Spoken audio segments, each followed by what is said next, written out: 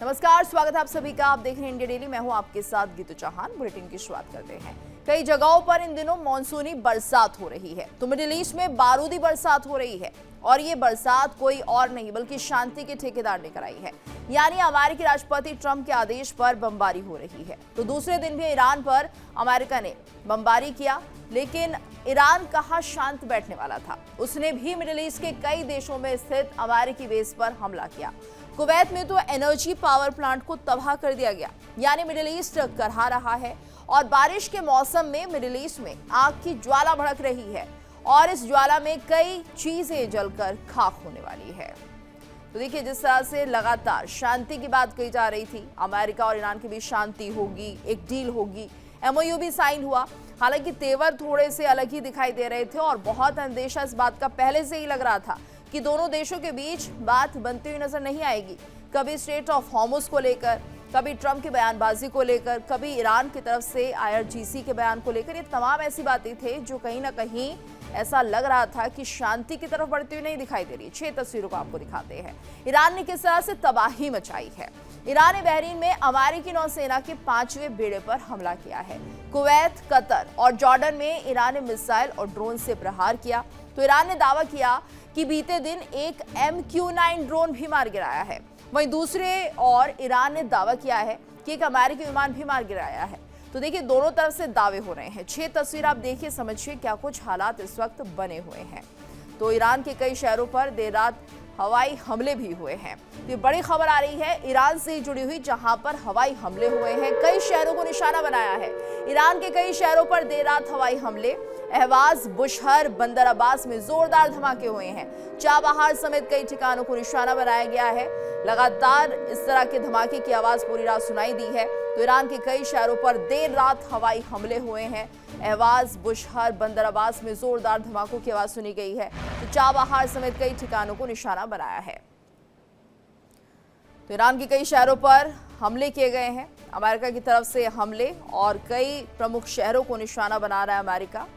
ऐसे में क्या कुछ हालात अब रहेंगे भविष्य में, ये देखना होगा। हमारे साथ मेहमानों का खास पैनल जुड़ गया है। इस मुद्दे को लेकर चर्चा करेंगे।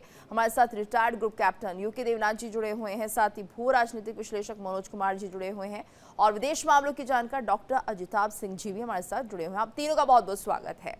तो देखिए, जिस तरह के हालात बने हुए हैं देवनाथ सर, ऐसे में हम इसे कैसे समझे? जहां पर शांति की बात होनी थी, जहां पर विश्व कहीं ना कहीं ऐसा महसूस कर रहा था कि चलिए ठीक है, अब मामला जो है वो पटरी पर आएगा, कुछ रास्ता निकलेगा, लेकिन एक बार फिर से वही असमंजस की स्थिति बनने वाली है। इसका क्या कुछ प्रभाव पड़ेगा और अभी क्या कुछ रणनीति दोनों देशों की तरफ बनती हुई दिखाई दे रही है? बहुत ही अद्भुत डेवलपमेंट है। ये उम्मीद की जा रही थी कि जब आयतुल्लाह अली खमेनी को 9 जुलाई को सुपुर्द खाक कर दिया जाएगा, उसके बाद अमेरिका खास तौर पर कोशिश करेगा 10-11 जुलाई को इस तरह का एक माहौल बनाने के लिए, जिसमें कि 12 जुलाई से बातचीत का माहौल अच्छा बन जाए। लेकिन इस बमबारी के बाद अभी तो लगता है कि ईरान फिर से अपने पुराने रुख पर आ जाएगा। अमेरिका शायद ये सोच रहा है कि इस बमबारी के बाद ईरान और डर जाएगा और घुटने पर आ जाएगा और अमेरिका की जो बातें हैं उसको मानने के लिए मजबूर अपने को समझेगा। लेकिन इफेक्ट तो एकदम उल्टा होगा ना। इफेक्ट ये होगा कि अब ईरान जो है फिर से बातचीत से मुकर जाएगा और स्ट्रेट ऑफ हॉर्मुज में जो ईरान कर रहा था कि पहले एडमिनिस्ट्रेटिव कंट्रोल करने की कोशिश कर रहा था, अब ईरान स्ट्रेट ऑफ हॉर्मुज पर मिलिट्री कंट्रोल कर लेगा, कर लिया है अब ईरान ने। जो आज से 3 दिन पहले की इंसिडेंट हुई थी जिसमें ईरान ने 3 जहाज को रोका था, उन पर छोटे वाले रॉकेट फायर किए थे जो कि सिर्फ वार्निंग शॉट थे। अब से आज से ईरान तो ऐसा रुख अख्तियार करेगा कि ठीक है, अब जो भी गुजरेगा, अगर उसने परमिशन नहीं ली है ईरान के हॉर्मुज स्ट्रेट एडमिनिस्ट्रेटिव अथॉरिटी से, तो फिर वो इच्छा अनुसार उनके ऊपर बड़े वाली मिसाइल भी दाग सकता है, जिससे उसमें भयंकर आग लग जाती है जहाज में, या जहाज डूब भी सकता है। तो अब ईरान अपनी स्ट्रेट ऑफ हॉर्मुज पर जो एडमिनिस्ट्रेटिव कंट्रोल था उसको मिलिट्री कंट्रोल में कन्वर्ट कर देगा। जी। जी। बिल्कुल। और ऐसे में डॉक्टर अजिताभ सिंह जी भी हमारे साथ जुड़े हैं। अजिताभ सर, आपसे भी समझना चाहेंगे क्या कुछ प्रभाव बाकी देशों पर पड़ता हुआ दिखाई दे रहा है? मिडिल ईस्ट कंट्रीज का क्या कुछ अस्तित्व रहेगा? क्या कुछ वो सोच रहे हैं अमेरिका को लेकर? क्योंकि जिस तरह से अपने आप को इनसिक्योर उन्होंने माना, क्या आने वाले दिनों में कोई बड़ा फैसला, क्या कोई और रणनीति बनती हुई दिखाई देगी?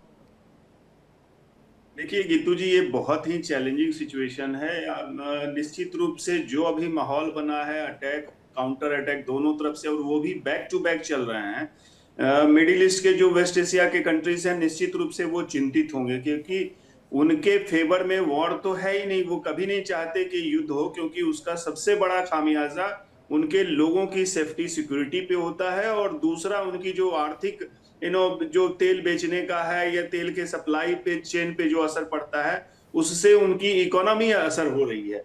और इसकी वजह से वो बहुत दिल से चाहते होंगे, मुझे लगता है गल्फ के देश खास करके, कि ये वॉर नहीं हो और बातचीत का रास्ता खुले, बातचीत की मेज पे फिर से दोनों देश एक साथ आए।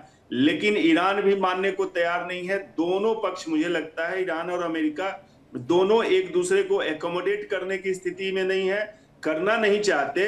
और उसके पीछे ये एमओयू जो है, उसमें मिसअंडरस्टैंडिंग ज्यादा हुई है, और वो मिसअंडरस्टैंडिंग अब थोड़े से और दूरियों में बढ़ती जा रही है, क्योंकि हॉर्मुज एक ऐसा शिल्ड ईरान को मिल गया है जो उसको लगता है कि एक ब्लैंक चेक भी है, और उसको लगता है कि एक सबसे बड़ा डिटरेंट भी है, जो ईरान को सिर्फ बचा ही नहीं सकता।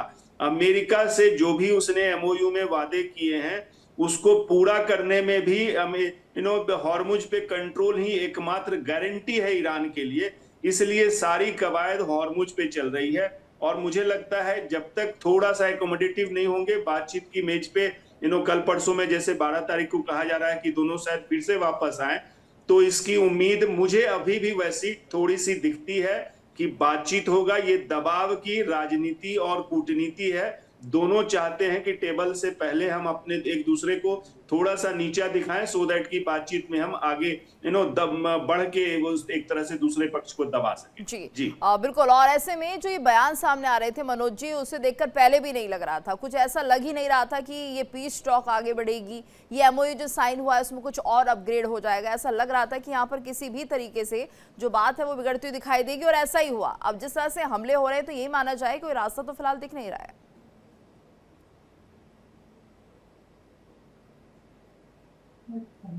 ऐसा लग रहा है कि जिस तरह से शुरू से ही जब समझौता हुआ था और एक डील की बात कही जा रही थी, शुरू से ही ऐसा लग रहा था कि जिस तरह से अमेरिका पूरा झुका हुआ था, जो भी डिमांड था ईरान का, वो सब कुछ मानने के लिए तैयार था और मान गया था। तो शुरू से ही ऐसा लग रहा था कि ये जो डील है, वार्ता है, वो सक्सेसफुल नहीं हो पाएगा।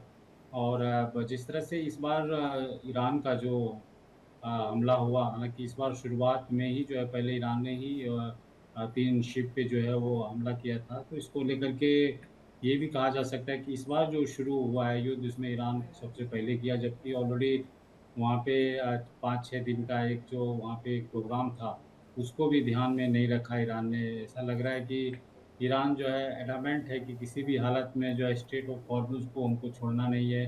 वहाँ से जो भी शिप जाएगा वहाँ पे उसको जो है ईरान को इन्फॉर्म करना ही पड़ेगा।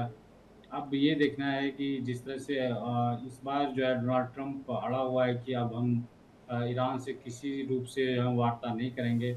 और जिस तरह से हम लोगों ने देखा कि पिछले 5-6 दिन में ईरान में लगभग 70 कंट्रीज़ के जो रिप्रेजेंटेटिव थे वहाँ पहुँचे थे। और डोनाल्ड ट्रंप और अमेरिका के जो भी शासनाध्यक्ष थे, वो उसने जो है कोशिश किया था कि वह ईरान का इस प्रोग्राम में, सेरेमनी में, जहाँ पे क्वांटम का को भी उन्होंने सेलिब्रेट किया कि, और एक आयतुल्ला जी को एक सुप्रीम लीडर जो थे ही, लगभग भगवान के आसपास, गॉड के आसपास का दर्जा देने का कोशिश किया गया है, खास करके शिया समुदाय में। तो इसको लेकर के भी जो है एक नेगेटिव इम्पैक्ट अमेरिका पे पड़ रहा था कि जो डोनाल्ड ट्रंप बोला था कि हम अचीव करेंगे इस वार्ता से, तो ऐसा कुछ दिखा बिल्कुल, नहीं। और ऐसा दिख भी नहीं रहा है। और ये जो हमले वो बता रहे हैं उस वार्ता से कुछ अचीव नहीं हुआ, बल्कि स्थिति और बिगड़ गई है। एक बड़ी खबर आ रही है, चाबहार पोर्ट के कंट्रोल टावर को भारी नुकसान पहुंचा है। ये बड़ी खबर आ रही है चाबहार पोर्ट से जुड़ी हुई, जहां पर चाबहार पोर्ट के कंट्रोल टावर को भारी नुकसान की खबर है।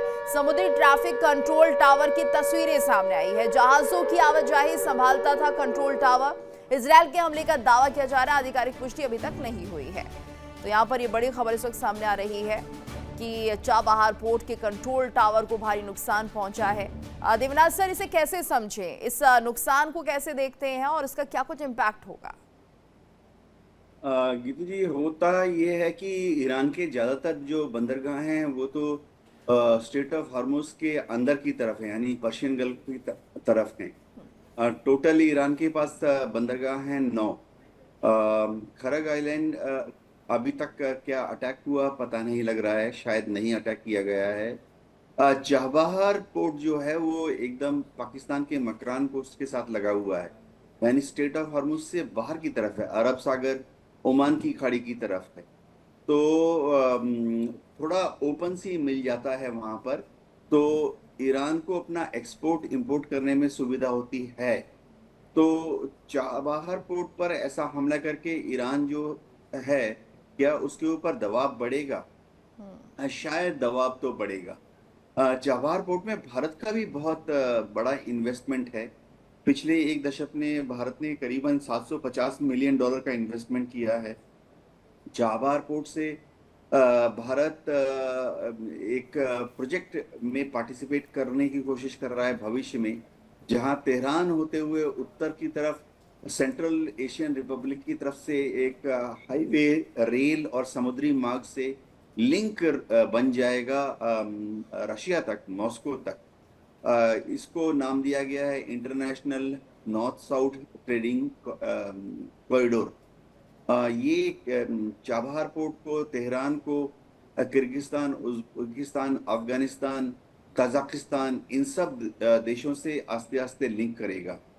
तो चाबहार पोर्ट को अगर इस तरह से नुकसान पहुंचाया गया है तो भारत का भी थोड़ा कंसर्न है, क्योंकि हम बहुत उम्मीद कर रहे हैं कि जैसे ही ये युद्ध बंद हो जाएगा और अमेरिका अपने सैंक्शंस उठाने की शुरुआत करेगा, तो वापस हमारी जो टेक्निकल टीम है, हमारी इंजीनियर्स की टीम है, वो चाबहार में चली जाएगी।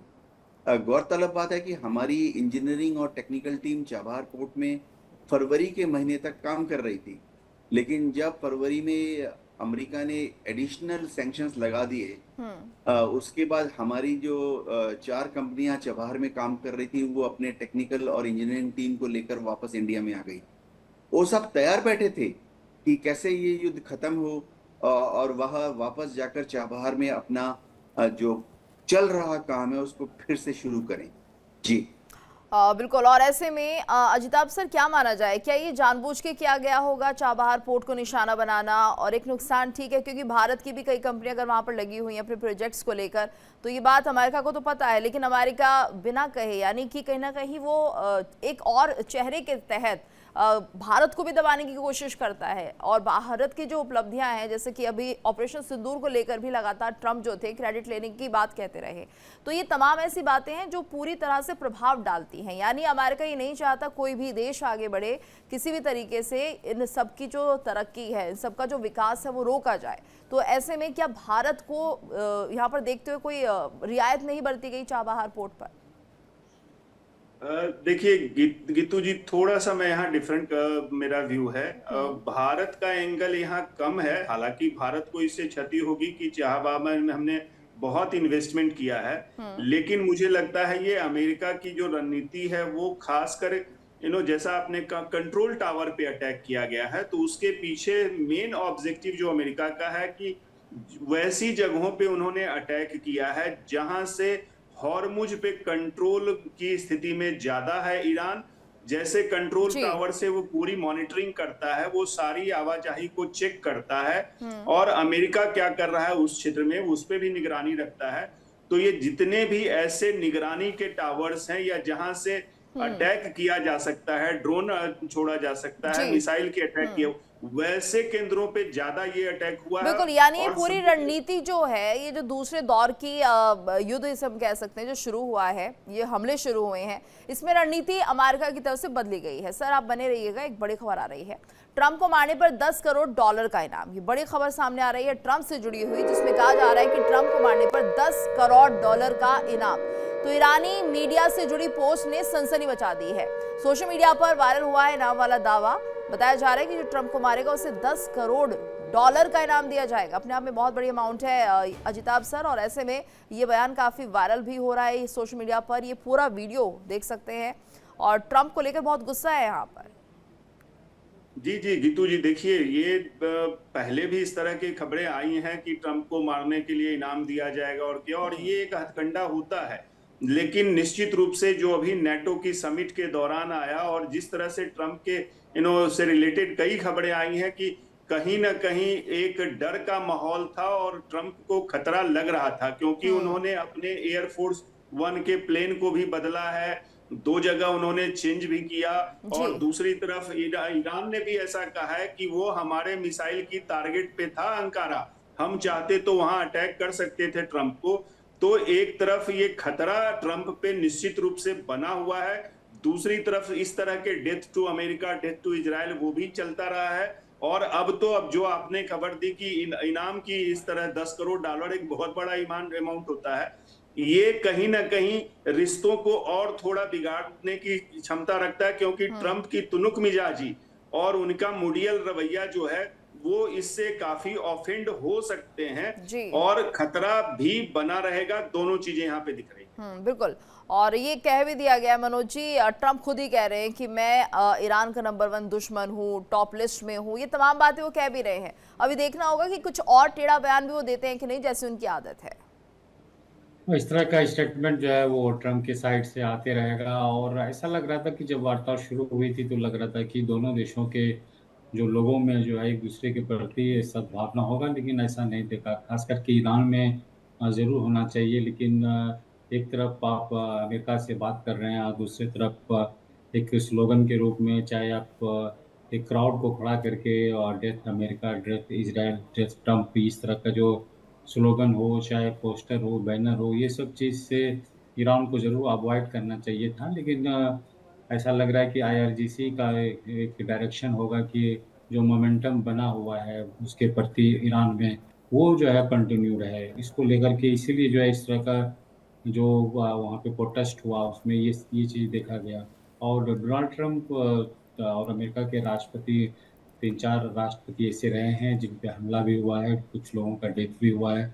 और रिसेंट डेज में भी हम लोगों ने देखा कि ट्रंप पे एक इस तरह का एक घटना हुई थी। तो स्वाभाविक है कि ये टारगेट पे तो डोनाल्ड ट्रंप हैं ही और रहेंगे भी, और स्वाभाविक है कि इसको लेकर के वहाँ की सिक्योरिटी एजेंसी में जो है हाईएस्ट लेवल का जो है जो सिक्योरिटी अरेंजमेंट होगा वहाँ पे ज़रूर वो करते होंगे। और जिस तरह से खुलेआम जो इस तरह का स्टेटमेंट दे रहे हैं, ऐसा लग रहा है कि मागा जो उनका एक सपोर्टर बेस्ड ऑर्गेनाइजेशन है वो अमेरिका में, उसको भी वो एड्रेस करना चाह रहे हैं।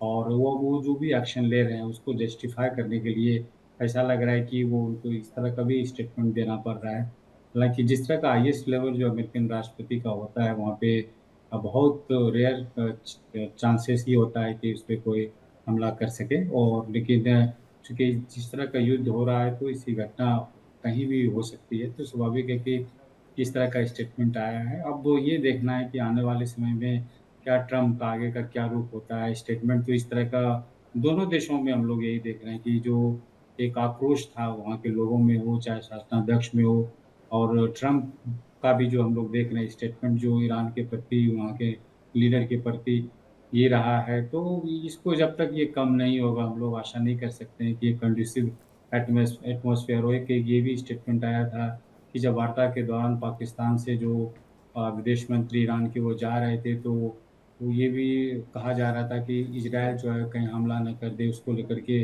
उन्होंने भी जो अपना जहाज़ के जो रूट था उसको चेंज किया। तो इस तरह के माहौल में जी इम्पॉसिबल है बिल्कुल कि बिल्कुल मनोज जी, ऐसा ही बिल्कुल हालात बनते हुए फिलहाल दिख रहा है। और एक और बड़ी खबर आ रही है, ट्रंप नेतन्याहू के बीच फिर हुई फोन पर बातचीत। ट्रंप और नेतन्याहू के बीच एक बार फिर से फोन पर बातचीत हुई है। क्षेत्रीय सुरक्षा पर दोनों नेताओं ने चर्चा की है। खाड़ी में अमेरिकी सैन्य अभियानों पर ट्रंप ने जानकारी दी। तुर्की के बयानों पर नेतन्याहू ने चिंता जताई है, तो सीमाओं पर बफर जोन बनाए रखने पर जोर दिया गया है।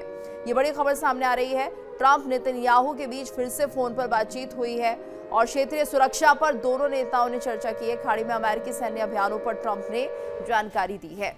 और ऐसे में क्या माना जाए यहाँ पर देवराज सर, क्या बातचीत हुई होगी दोनों नेताओं के बीच में?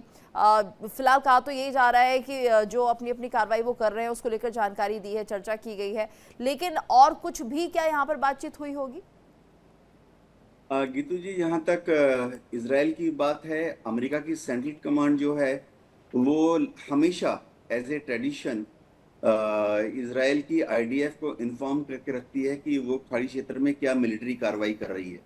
इसका सब बहुत बड़ा रीजन ये भी है कि जो ये एयर ऑपरेशंस होते हैं खाड़ी क्षेत्र में, इसमें जितने विशेष विमानों का इस्तेमाल होता है, जैसे कि एयर टू एयर रिफेलियर्स, जो airborne early warning system aircraft हैं, अवैक है, इलेक्ट्रॉनिक वॉरफेयर एयरक्राफ्ट हैं, वो ज्यादातर इजराइल के बेन गुरियन इंटरनेशनल एयरपोर्ट से ही ऑपरेट करते हैं।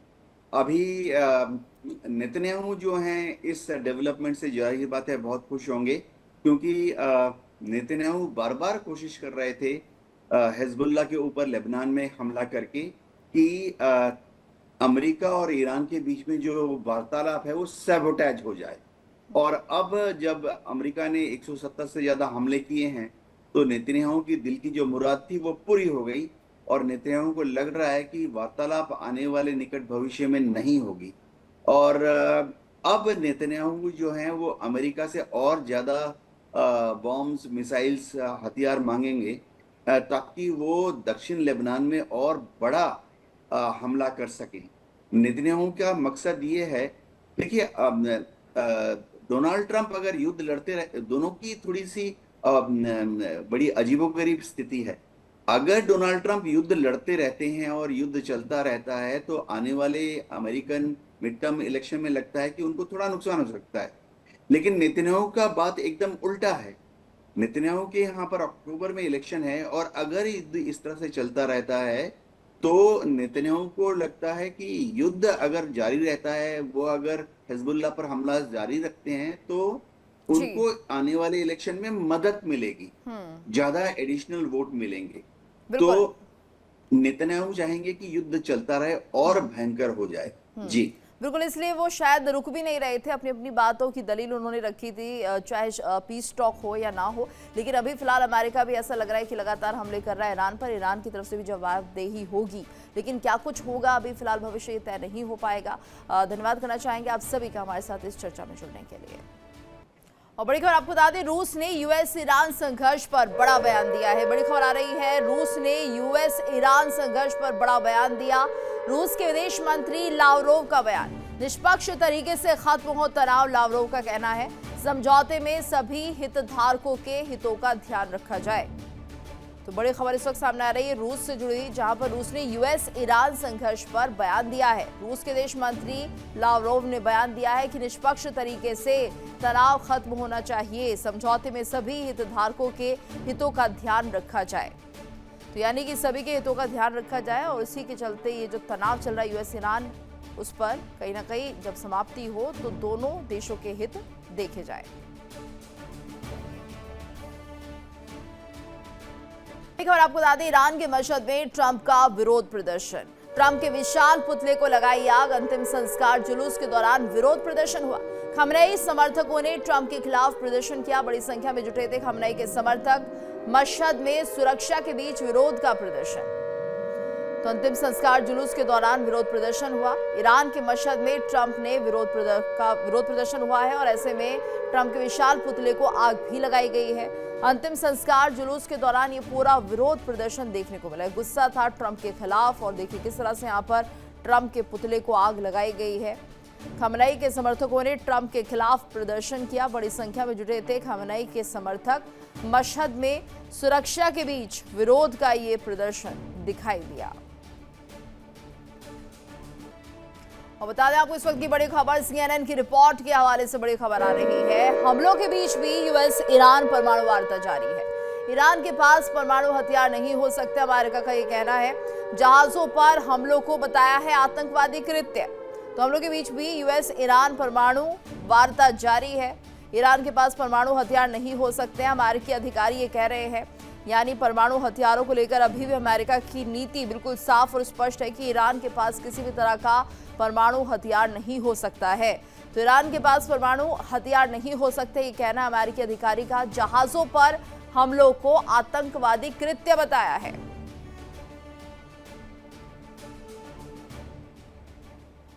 वक्त तो चला एक और छोटे से ब्रेक का, जल्द हाजिर होते हैं।